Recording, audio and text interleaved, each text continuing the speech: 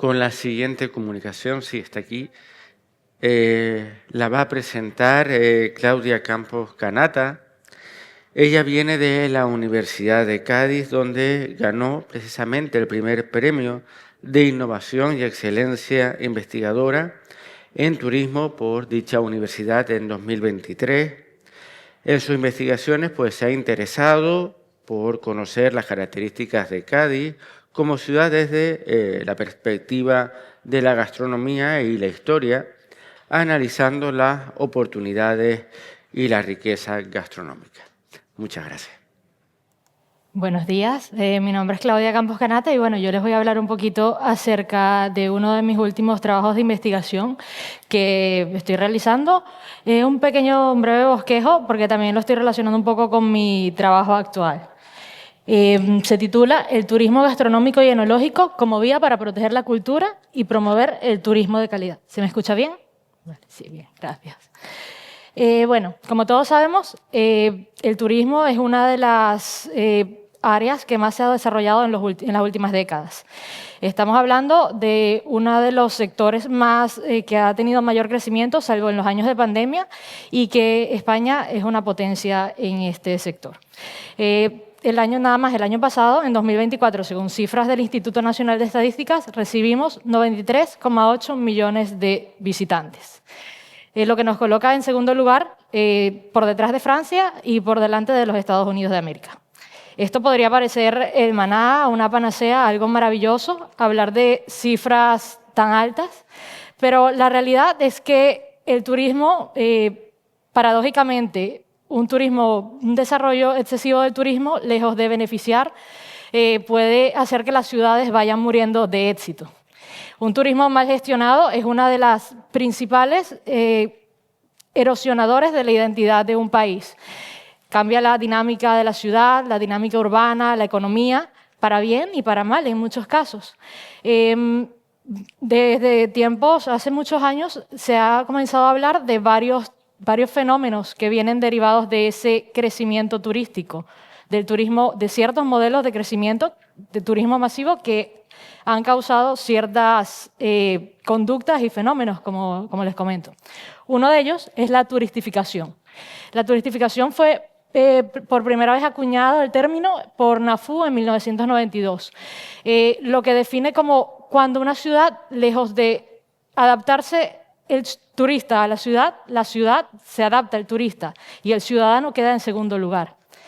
Muy relacionado a hace 60 años específicamente, Ruth Glass habló de la gentrificación, un término mucho más amplio que abarca el tejido urbano, social y económico y está relacionado con ese desplazamiento de los residentes por el encarecimiento y cambios en la dinámica de la ciudad. Sitios que antes eran populares van encareciendo y el ciudadano de origen se ve desplazado por ello. Más hacia el área gastronómica, que también es una parte muy importante de la identidad. Comenzamos a oír hace pocos años acerca de la foodificación. La foodificación, que es lo que más, dado que yo trabajo en el área de gastronomía, es la que más relevancia y más estudio, es ese fenómeno en el cual nuestra gastronomía se ve transformada.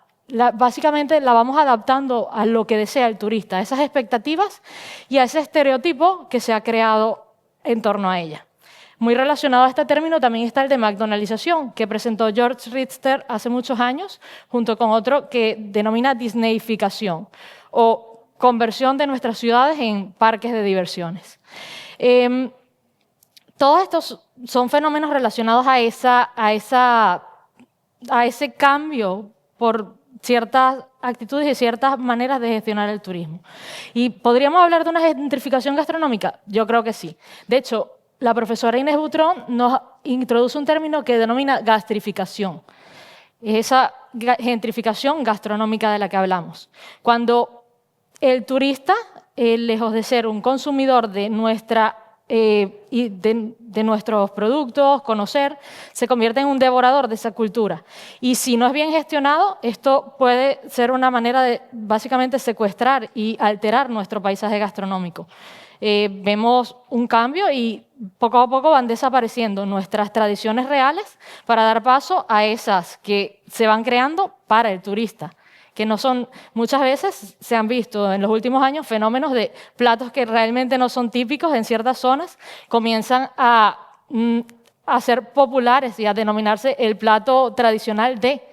Muchos platos típicos desaparecen porque no son suficientemente atractivos para el turista, y también en el mercado, en la economía para el local, hay cuando aumenta la demanda de un producto, al final es necesario incluso a veces traer de otras partes. Encarece los precios y el ciudadano no tiene acceso a ellos, porque la mayoría se destina al turismo y muchas veces, por tanta demanda, es necesario incluso traer de otras partes. Ya se pierde el producto local, se diluye en los mercados. ¿Qué se puede hacer ante esto? Principalmente, bueno, aunque es un problema muy amplio, básicamente concienciar, invertir y planificar. Es imperativo y es necesario, primero que nada, medidas de regulación. Siempre los entes superiores son los que tienen mayor poder de movimiento, pero es necesaria una participación transversal de todos los sectores y de todos los actores. Básicamente estamos hablando, por lo menos el tema de la foodificación, no solamente hay que resumirlo en la foodificación. La foodificación es consecuencia de otros problemas, como la gentrificación y la turistificación de la que hablamos antes. Lo primero, apoyar el apoyo transversal entre los intersectorial, el apoyo a los residentes, darle voz y darle participación. Para mí es vital el tema de distribuir los flujos. Muchas veces nos vemos encasillados en siempre los mismos lugares, en siempre las mismas actividades, y los destinos tienen muchísimo. Nosotros mismos nos resumimos a un solo atractivo, cuando hay millones de cosas que cada territorio, cada ciudad puede ofrecer. Otra, bueno, el cortoplacismo. Estamos hablando de que muchas veces vemos cifras bonitas, encantadoras en principio, pero ¿a qué costo? Muchas veces estamos hablando de que hay que planificar. La planificación urbana no es de un día para otro y hay que tomar en cuenta todos estos factores que nos están afectando. Pero estas son medidas ya más a mayor escala. Nosotros como ciudadanos también somos actores importantes. Nosotros podemos contar mucho y hacer mucho por esto. Primero que nada, cuestionar todo lo que comunicamos. Nosotros tenemos que ser conscientes que el poder y nuestra identidad está básicamente en nuestras manos. Nuestro rol de defensores es vital. Trabajemos en el sector de turismo, seamos ciudadanos que trabajan en otras áreas o visitantes. Tenemos que cuestionarnos un poco cómo nosotros nos relacionamos con nuestro entorno, si nosotros buscamos empatía, autenticidad, o sea, si nosotros mismos defendemos lo que tenemos y somos partícipes de eso, de esa protección de nuestro propio territorio, y si damos voz realmente, o si solamente muchas veces nos quejamos y poco hacemos para solucionar o para colaborar y dar conocimiento de lo que está sucediendo. Bueno, un poco, ¿por qué he hablado de todos estos temas antes? Yo actualmente estoy realizando una investigación sobre la foodificación en centros históricos, particularmente en el caso de Cádiz. Y bueno, cuando yo comencé a trabajar en el sector de turismo, una de las primeras cosas que tenía clara era que yo no quería ser partícipe en ese turismo masivo que tanto critico. Bueno, a partir de allí fui desarrollando varias ideas y básicamente explorando un poco más el turismo, porque no se trata de alejar al turista. El turista es necesario y es una parte importante, pero hay que tener un turismo mucho más educacional, diría yo. Que el turista no sea un consumidor de un producto, sino que conozca un contexto, que no sea solo un espectador, sino que sea partícipe, y eso en el largo plazo, mediano plazo, lo convierta en un prescriptor y protector de lo que está conociendo. Siempre he hablado del turismo masivo como algo del turismo de grupos grandes, o de ese turismo más conocido como algo un poco superficial. Estamos hablando de algo más impersonal, donde marcamos listas, puntos de interés en un mapa, se trata de guiones y poco se pone el corazón y poco se tocan los temas, la historia y la realidad. Muchas veces, en estos casos, cuando las ciudades se musealizan y se vanifican, el ciudadano pasa a un segundo plano, es como un actor más en un escenario, no interactúa, el turista va por un lado y el ciudadano por el otro, el residente. Y no se trata de eso, se trata de crear una comunidad viva y bueno, de que las experiencias se puedan disfrutar en conjunto, que la gente conozca nuestra realidad, tanto lo bueno como lo malo, porque son ciudades reales, no se trata de escenarios, como digo. Y bueno, creo que es la mejor manera de fomentar un poco esa curiosidad, el respeto y el diálogo. Al final esas experiencias dejan más que solo marcar puntos en un mapa. También atrae mucho la diversidad, porque si hablamos del turismo tradicional, donde se visitan 3 monumentos y se hace una breve descripción del destino, no profundizamos, incluso no llegamos a saber los gustos y qué quieren las personas, mientras que un turismo mucho más experiencial, y en este caso el agroenoturismo es una de las estrategias, fomenta esa diversidad, ese turismo más específico y saber los gustos y tener mucha más conciencia de lo que tenemos alrededor. A partir de mis últimos trabajos, yo realicé varias encuestas a los visitantes. Les dejo, por motivos de tiempo, no he presentado muchas gráficas, sino que dejo algunos datos importantes, algunos datos relevantes sobre las opiniones y algunas preguntas que he hecho.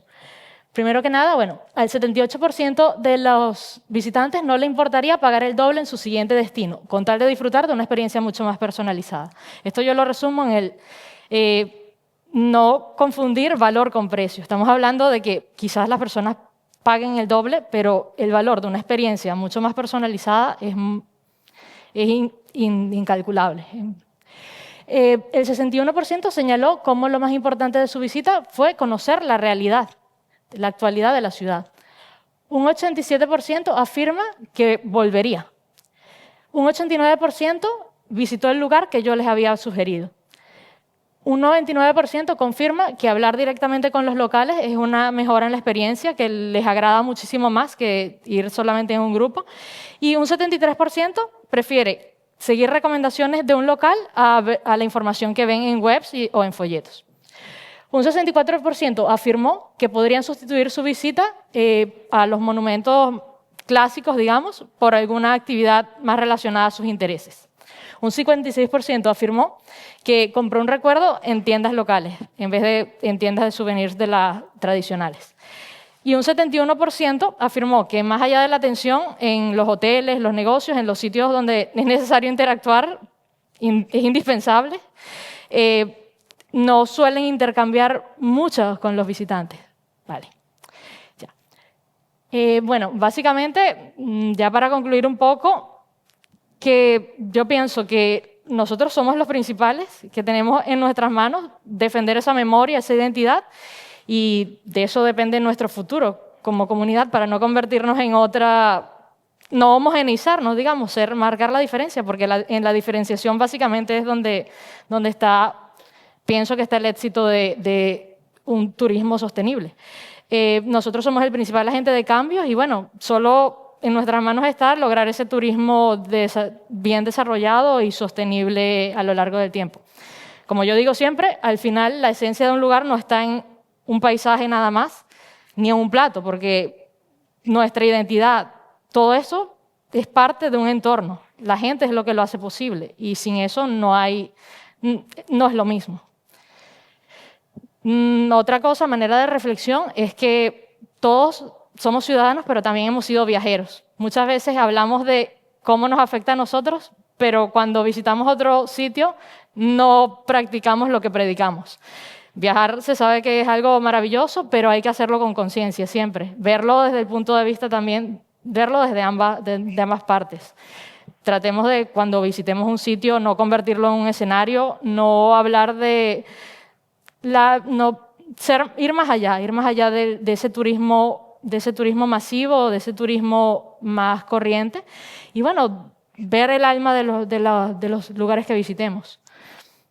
Yo lo resumo en tres palabras: aprender, respetar y cuidar, tanto si somos como ciudadanos como visitantes.